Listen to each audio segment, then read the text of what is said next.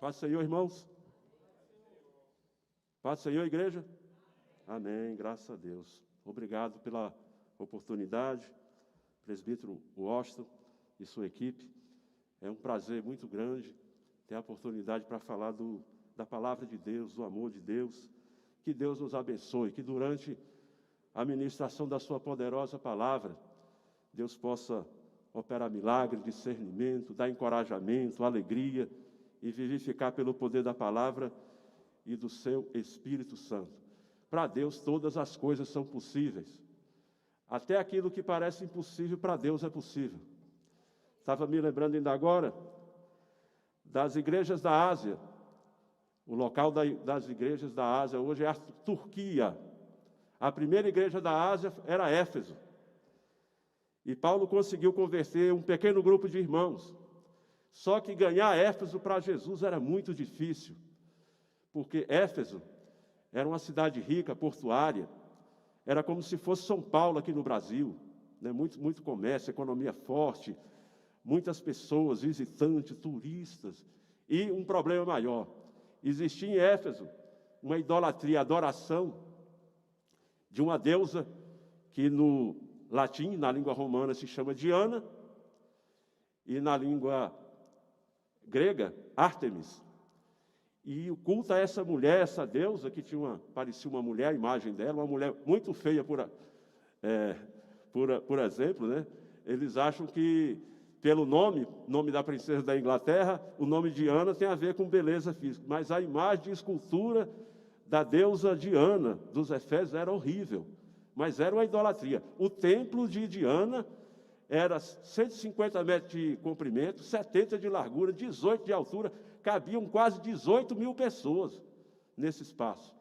E a idolatria era terrível, todo mundo adorava Diana. E eles diziam, esse pregador Paulo, ele pode ganhar alma em qualquer lugar aqui da Ásia, mas em Éfeso ele não ganha alma, porque Éfeso é de Diana. Mas Paulo escreveu aos Efésios, Efésios capítulo 3, versículo 20. Aquele que é poderoso para fazer tudo muito mais abundante, falou para os Efésios, além daquilo que pedimos ou pensamos, segundo o seu poder que opera em nós, a ele glória na igreja. E o lugar que era conhecido como a maior resistência à palavra de Deus, foi o lugar onde justamente se erigiu a maior igreja da Ásia Menor. Ele é poderoso para fazer tudo muito mais abundantemente, além daquilo que pedimos ou pensamos, segundo o seu poder que opera em nós, a ele glória na igreja. Aleluia! Louvado seja o nome do Senhor. Aleluia! E quando os comerciantes viam, os comerciantes que vendiam bugigangas, referente a deusa Diana, viu que havia muita conversão e que os adoradores de Diana estavam indo adorar Cristo, eles foram atrás de Paulo e falaram, Paulo, para de pregar, porque senão você vai nos quebrar. Todo mundo está indo adorar o seu Deus. E Yeshua HaMashiach, ele é poderoso para fazer tudo muito mais abundantemente, além daquilo que pedimos ou pensamos, segundo o seu poder que opera em nós. A ele glória na igreja, a ele glória na igreja, aleluia, louvado seja o nome do Senhor.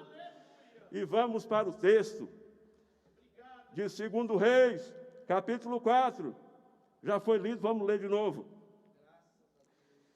E uma mulher, das mulheres dos discípulos dos profetas, clamou a Eliseu, dizendo, meu marido, seu servo, morreu, e tu sabes que o teu servo temia o Senhor.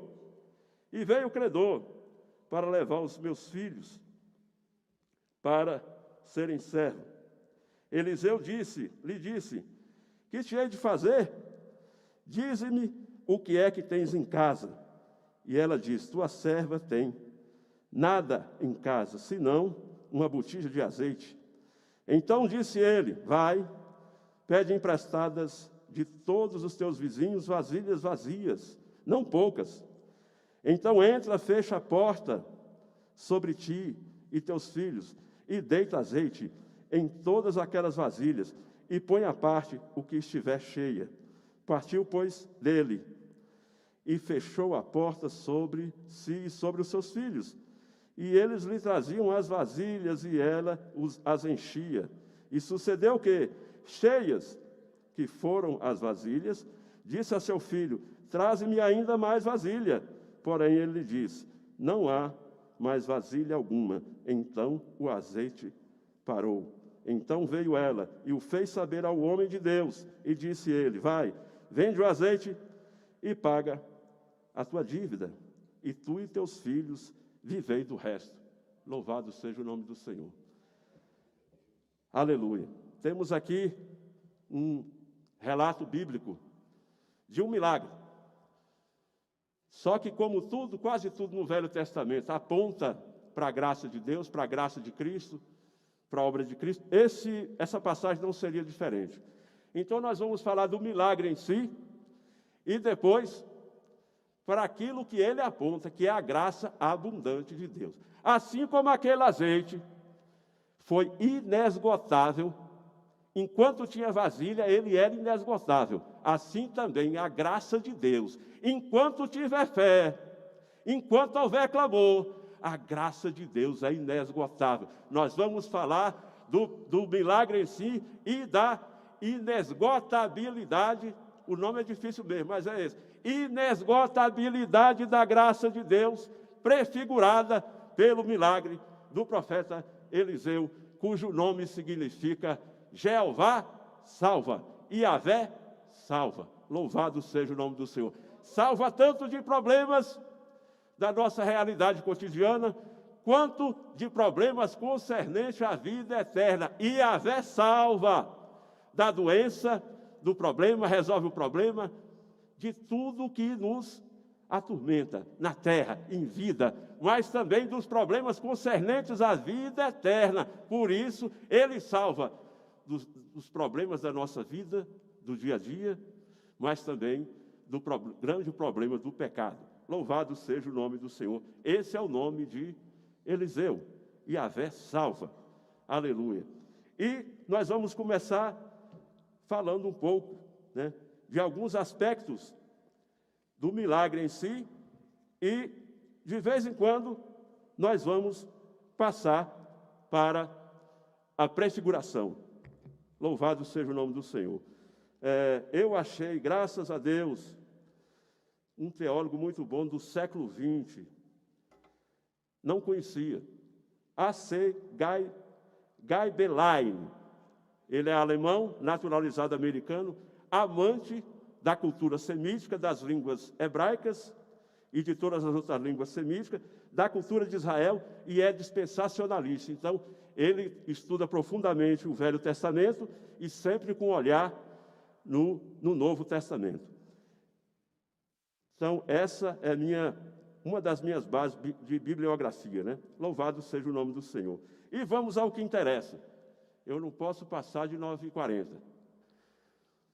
Certo dia, a mulher de um dos discípulos dos profetas naquele tempo, ou filho dos profetas, eles não eram filhos dos profetas, filhos de sangue.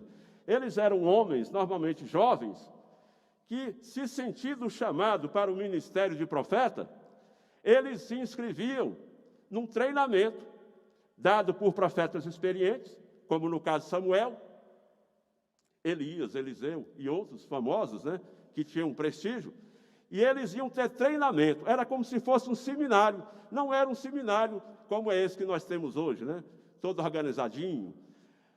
Tinha a precariedade da época, né, mas era um seminário, um treinamento. E lá eles iam aprender o que era comum na vida de um profeta, como identificar se um sonho era profético, qual era a importância de se ler e escrever. O profeta tinha que saber ler e escrever, porque ele tinha que pegar aquele sonho, aquela visão e colocar no papel. Então tinha que gostar da gramática hebraica. Então essas coisas, que pela experiência, eles acabaram vendo os profetas que Deus tinha um padrão. Deus tem um padrão de agir. Então, esses profetas, esses garotos jovens, ou casados ou solteiros, que se sentiam chamados para o ministério profético, recebia um treinamento. Talvez o mais famoso dele fosse Samuel, né? Então, eles recebiam. E esse moço, que segundo Flávio José, aqui não tem o nome dele, né? Aqui não aparece o nome de quem morreu, do marido, mas segundo o erudito Flávio José, esse senhor, esse moço, né, jovem, ele era mordomo do palácio de Acabe. Então, ele servia diretamente a Acabe e a Jezabel, trabalhava no palácio. E depois nós vamos saber por que ele se endividou, né? Segundo José, de que ninguém discute a idoneidade, né, a profundidade histórica, o conhecimento do Velho Testamento e a realidade, José vai dizer que esse moço, o marido que veio a falecer, era um dos discípulos dos profetas. Segundo José, o pai dele era profeta, ele se sentia vocacionado para o ministério e frequentava a escola de profetas. Ele gostava dos profetas porque o pai era profeta. Então, ele ajudou os profetas. Jezabel matava dezenas de profetas e ele escondeu 100 profetas, daqui a pouco nós vamos ler a passagem, 100 profetas dando durante meses água, pão e esconderijo. A sua dívida, segundo José, foi em decorrência de ajudar os profetas que Jezabel queria matar no tempo do profeta Eliseu. Então, vamos lá. Aí, de qualquer forma, ele ficou endividado, né? Ele tinha crédito. Obadias, o nome dele. Esse Obadias aqui não é o Obadias, profeta menor, que pregou contra os descendentes de Esaú. Esse aqui era o Obadias, mordomo do palácio de Acabe. Mas vamos lá. A lei previa que quem tivesse uma dívida e não pagasse, isso está lá em Levítico 25, Deuteronômio 15, que em caso de incapacidade de pagar suas dívidas, um homem ou seus filhos poderiam ser vendidos e permanecer em cativeiro até o próximo ano do jubileu. Jubileu era aquela festa solene que aponta para o Evangelho. Jubileu significa toque de trombeta. Então, a cada 50 anos, a terra tinha que descansar. Além disso, as dívidas tinham que ser perdoadas. As terras tinham que ser devolvidas. Se uma terra foi tomada por dívida, no ano do jubileu, a cada 50 anos, a terra tinha que ser devolvida. A dívida tinha que ser perdoada. O jubileu apontava para o Evangelho de nosso Senhor e Salvador Jesus Cristo. Quando tocava-se essa trombeta, todo mundo sabia. É ano do jubileu, é ano de perdão, é ano de devolução de terra, é ano de libertação de escravo, apontando para Jesus Cristo e sua graça. Então, o jubileu ou o ano sabático, esses eventos aconteciam de perdão, ou no jubileu a cada 50 anos, ou no ano sabático a cada 7 anos. 7 anos, descanso da terra. Jubileu, descanso da terra, perdão de dívida. Então, jubileu e ano sabático eram anos que apontavam para a graça de Deus. Perdão de dívida, devolução de terra, libertação de escravos. Então, esses filhos aqui, dessa mulher, eles só seriam libertos se eles se tornassem escravos, ou no jubileu, se estivesse perto do jubileu, faltasse 2, 3, 10 anos, ou se estivesse perto do ano sabático, bom para ele, mas se estivesse no começo, a escravidão ia ser longa, né? Mas Eliseu, cujo nome significa Yahvé salva, aleluia, pelo Espírito Santo, pelo poder de Deus, não deixou que eles precisassem nem de jubileu e nem de ano sabático, porque Ele é poderoso para fazer tudo muito mais abundantemente, além daquilo que pedimos, ou pensamos segundo o seu poder que opera em nós. A Ele glória na igreja. E ela foi procurar a pessoa certa, que tinha comunhão com Deus. Louvado seja o nome do Senhor. Então, passando essas questões técnicas aqui, né? A lei previa isso. Por isso, não era impiedade do credor. O credor podia estar com o coração duro, mas ele tinha base legal, tinha base na lei, tinha base em Levítico, tinha base em Deuteronômio, né? Louvado seja o nome do Senhor. E concernente à dívida. Dívida é símbolo de pecado, né? Dívida é símbolo de pecado.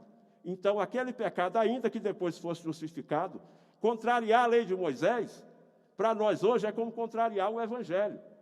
Você acaba tendo dívida com Deus. Tendo dívida com Deus, e se não procurar Jesus, se não tiver a graça de Cristo, você acaba sendo escravo do pecado. Mas, assim como Eliseu, Jesus veio para não deixar que nós fôssemos escravos do pecado, nem do diabo, operando a salvação, operando a substituição. Aleluia, o sacrifício vicário. Sacrifício vicário, a palavra vicário significa substituto. Jesus nos substituiu na cruz do Calvário para que nós não fôssemos, aleluia, morrêssemos escravos do pecado, nem do diabo, tal qual Eliseu operou o milagre na vida da viúva. Jesus operou a salvação da vida eterna, a purificação dos nossos pecados. Louvado seja o nome do Senhor. Da mesma forma que a multiplicação do azeite, operou, permitiu o pagamento da dívida da viúva, a graça de Deus se há manifestado a todos os homens, Salvador a todos os homens, ensinando-nos que, renunciando à impiedade e às obras da concupiscência, nós vivamos nesse presente século, aleluia, uma vida sóbria, uma vida justa e piamente, aguardando o aparecimento do grande Deus e Salvador, e do nosso Senhor e Salvador Jesus Cristo, aleluia, que se ofereceu a si mesmo por nós, aleluia, para nos remir do pecado, da maldição, aleluia, louvado seja o nome do Senhor. Jesus se manifestou para nos libertar, para nos redimir da dívida que tínhamos para com o Pai, concernente aos nossos pecados. Louvado seja o nome do Senhor. Aleluia. A dívida era grande? Era. A nossa dívida com Deus também era grande. Mas Paulo, um dos maiores pecadores antes da conversão, ele escreveu em Romanos 5, onde abundou o pecado, superabundou a graça de Deus. A dívida era grande, mas um profeta fez tal multiplicação do azeite que apontava para Jesus. Onde abundou o pecado, superabundou a graça de Deus. Romanos capítulo 5. Louvado seja o nome do Senhor. Escravidão por dívida, nós já falamos, Deuteronômio 15. Libertação no ano do jubileu, 50º ano. Prefiguração da libertação promovida pelo Evangelho de Cristo. E jubileu significa sonido de trombeta. 2 Reis 4, 6 e 8. Fala dos discípulos dos profetas, né? Nós já falamos aqui. E se os filhos dos profetas se sentissem vocacionados para exercer esse santo ministério, o professor, ou seja, o profeta experiente, que lhes ensinava a lei, os profetas, e todo o conhecimento na Torá, ou seja, no Antigo Testamento. Escola de profeta está prevista em 1 Samuel 19, 2 Reis capítulo 12 e 4, e Amós 7, 14. Amós vai dizer que ele era profeta, mesmo não tendo sido feito o curso, treinamento na escola dos profetas. Mas vamos lá. A mulher foi ao encontro do profeta, obedeceu a sua instrução. Da mesma forma, a graça deve ser buscada e os mandamentos obedecidos com humildade e fé. Aquela mulher poderia ter ficado na sua casa. Ela não morava junto de Eliseu, mas ela resolveu ir. Ela foi buscar a solução. Ela foi buscar a solução no lugar certo. Aleluia. Com um homem de Deus. Ela poderia ter ficado, eu não sei quantos quilômetros ela andou, mas ela foi. Aleluia. E é isso que Jesus nos diz, né? Mateus capítulo 11, versículo 25 a 28. Vinde a mim, vós todos que estáis cansados e sobrecarregados, e eu vos aliviarei. Tomai sobre vós o meu jugo, e aprendei de mim, que sou manso e humilde de coração. Vinde a mim. Eliseu era acostumado a ser enviado, mas dessa vez a mulher, aleluia, que foi criada com discípulo dos profetas, resolveu agir e foi ao encontro de Eliseu e lá conseguiu a sua bênção. O dom de Deus é bilateral, tem a parte essencial de Deus, mas tem a parte que cabe a nós, a fé, a disposição, aleluia, a vibração, aleluia. Ele é profeta, ele é homem de Deus, tem um histórico de muitos milagres. Eu vou falar com ele, Deus está com ele, ele sabe que meu marido morreu e se endividou, porque ajudou 100 profetas, que era perseguido e assassinado por Jezabel. Então ele sabe que Obadias, meu marido, era justo, um homem fiel, dedicado. E a dívida dele, posto que legal, a cobrança era legal, mas foi justificada por causa do esforço do seu marido, Obadias, de guardar. Dividiu 100 profetas em 2 equipes, colocou em cavernas, correndo o risco de ser decapitado por Jezabel, por ser traidor. Mas mesmo assim, ele era filho de profeta, amigo dos profetas, amigo da obra de Deus, e falou, eu vou, ainda correndo o risco, eu vou ajudar os servos de Deus. E os guardou por meses, dando pão e água. Meu irmão, se sustentar uma família de 8 filhos, já é difícil com esse salário mínimo que está aí. Até para quem ganha 5, já é difícil. Você imagina dar pão, água, de manhã, meio-dia e de noite, para 100 homens. Que coragem é essa? Aleluia. Mas o que está escrito em Provérbios 11, 25? A alma generosa engordará, e o que regar será regado, mesmo depois de morto. Aleluia. Deus recompensou. A alma generosa engordará, e o que regar será regado. Louvado seja o nome do Senhor. Você que oferta, você que dizima. Aleluia. Pode ficar tranquilo, aleluia. Esse investimento é melhor do que o Tesouro Direto. O Tesouro Direto tem a garantia do Tesouro Nacional. Se o Banco Digital sumir com o seu dinheiro, não tem problema. O Banco Central paga para você. Mas no caso nosso aqui, a garantia não é do Banco Central. Nós que somos ofertantes e dizimistas, a garantia vem do Rei da Glória. Aleluia! Deus não deixou que a família de Obadias fosse levada à escravidão, por causa de uma dívida que ele adquiriu licitamente para ajudar os profetas, os homens de Deus. Aleluia! Por isso ela foi no lugar certo. E Eliseu conhecia Obadias. Aleluia! Por isso que a resposta foi rápida. Aleluia! As bênçãos de Deus são assim. Nós que somos militares sabemos. Quando você tem uma arma automática, você tem um botão. Se você apertar o botão, o tiro sai intermitente. Mas se você apertar o botão do outro lado, o tiro sai em rajada. As bênçãos de Deus, elas são assim. Às vezes vem intermitente, demora um pouquinho, demora 6 meses, demora 1 ano. Mas às vezes Deus resolve colocar no botão da rajada. Deus resolve colocar no botão da rajada e as bênçãos vêm copiosamente, como vieram, aleluia, para a família daquela viúva. Aleluia, louvado seja o nome do Senhor. Glória a Deus. Não se preocupe, meu irmão, se demorar um pouco. Daqui a pouco Deus põe no botão da rajada e você vai ver as bênçãos, aleluia, as abundantes bênçãos de Deus na sua vida. Louvado seja o nome do Senhor. Aleluia. Não se preocupe, meu irmão, que tem dom de Deus. Às vezes está difícil de pregar, está difícil fazer a obra de Deus. Eu queria tanto, Jesus, ser mais produtivo. Está difícil, mas fica tranquilo. Qualquer hora dessa, Deus coloca no botão da rajada e ninguém vai te segurar. Aleluia! Louvado seja o nome do Senhor. Aleluia! Vai chegar, se Ele prometeu, Ele é fiel para cumprir. Ele vai cumprir. Aleluia! E agora eu vou falar do óleo, meu tempo está indo embora. Pouca gente sabe, mas o Gabeline é a minha nova paixão teológica.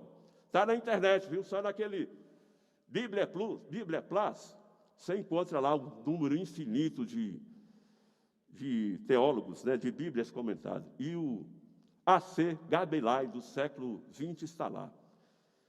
Ele vai dizer uma coisa interessante. Como ele conhecia o hebraico e as línguas semíticas, ele olhando no original, ele percebeu uma coisa. O óleo que estava na casa da viúva não era óleo comestível, não. Não tinha sobrado nada, nem óleo comestível, a coisa estava feia. Mas no curso dos profetas, no treinamento dos profetas, aleluia! Obadias, que não era o profeta, era aprendiz de profeta, eles tiveram o treinamento de óleo da unção. O que significava e para que servia óleo da unção? Esse que eu e você temos em casa.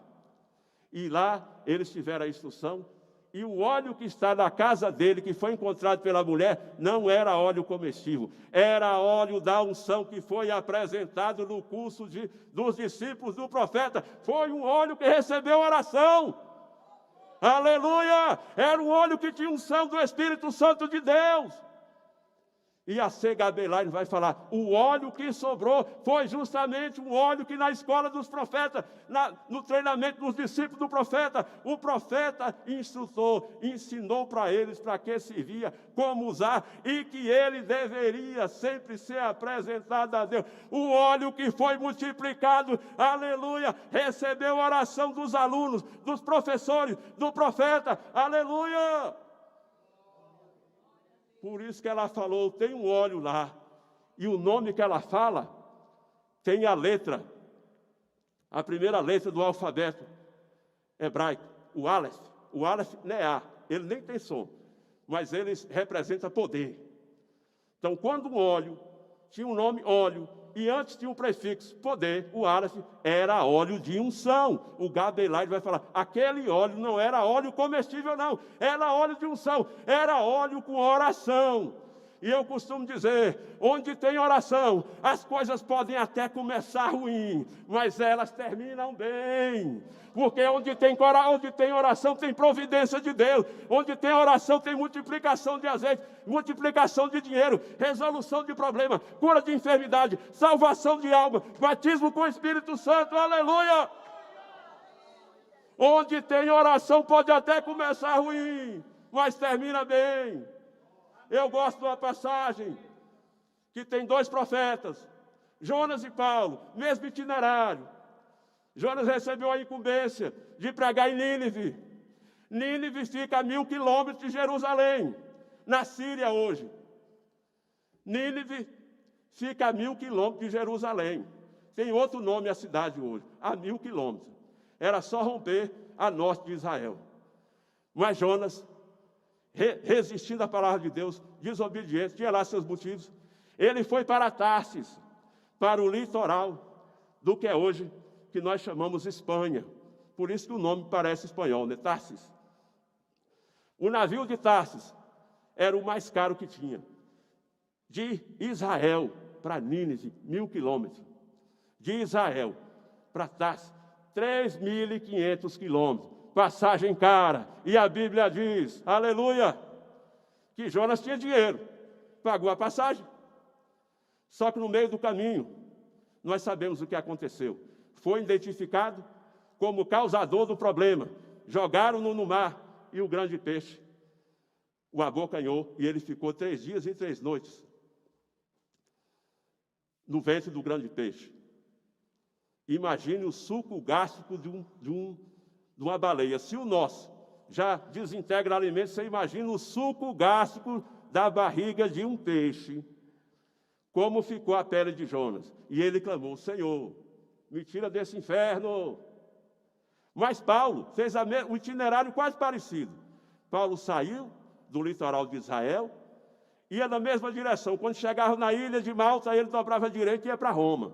Só que Paulo não foi como desobediente. Paulo foi orando, jejuando, cumprindo missão de Deus.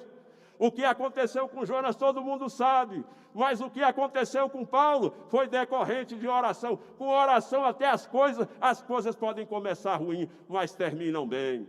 Jonas, Senhora, em nenhum momento aparece Jonas orando, quando ele foi abordado pela tripulação. Mas Paulo, naquele navio, que foi para a ilha de Malta e depois ia para Roma, era o tempo todo orando, era jejuando, mesmo como presidiário, numa situação desfavorável, não tinha dinheiro, mas orava, até que o anjo chegou para ele e falou bem assim: Paulo, Deus é contigo, esse navio ele vai se despedaçar, e essas 276 almas vão para o mar com você.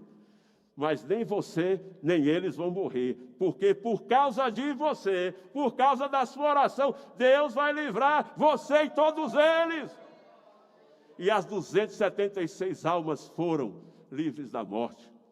E quando chegou na praia, a víbora saiu, mordeu Paulo, e eles falaram: agora esse profetinha morre.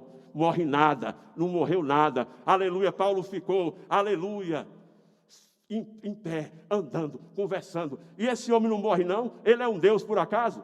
Não é Deus, mas tem a graça de Deus. E Paulo não morreu. E olha mais uma vez a multiplicação.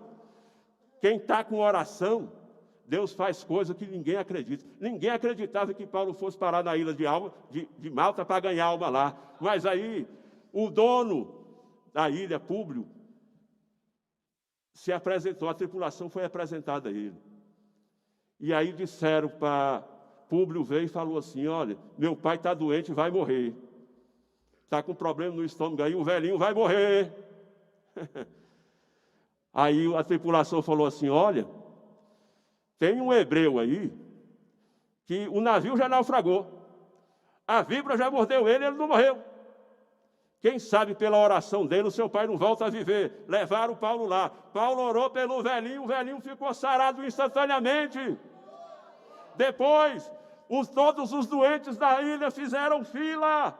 E Paulo foi orando e um por um foi sendo curado. E muitas almas aceitaram Jesus naquela ilha. Aleluia! Com Jonas foi o contrário. Depois tudo bem, ele se arrependeu, reconciliou, Deus fez uma grande obra. Mas olha a diferença de quem ora. Aleluia! Com oração pode até começar difícil, mas termina bem, e muito bem. Louvado seja o nome do Senhor. Aleluia! E vamos concluir, né? Então o óleo não era comestível, era óleo sob oração. Em em 2 Reis, capítulo 4, versículo 6, o óleo só cessou quando não havia mais vaso. Da mesma forma ocorre com a graça, ela é inesgotável. Enquanto houver clamor, enquanto houver fé, o óleo, a providência, a graça de Deus, ela não acaba. Por isso, meu irmão, tenha fé, a graça de Deus, a providência de Deus, elas são inesgotáveis. Não desanima, não. Aleluia. Não desanima, não. E o amor de Deus é infinito. Eu gosto de Efésios. Efésios 3. Efésios 3, 14. Por essa causa eu me coloco de joelho, diz o apóstolo Paulo, ao meu grande Deus, Pai do meu Senhor e Salvador Jesus Cristo, para que, pelas riquezas, Deus é rico, por isso que Ele multiplica óleo, pelas riquezas da sua glória, Ele vos concede, Efésios, que compreendai o comprimento, a largura, a profundidade, a altura do amor de Deus que excede todo entendimento. Essa é a melhor dimensão que tem, porque é a dimensão tridimensional. Aleluia! O amor de Deus tem dimensão tridimensional infinita, é inesgotável. Tenha fé, meu irmão. Deus te abençoe. Obrigado.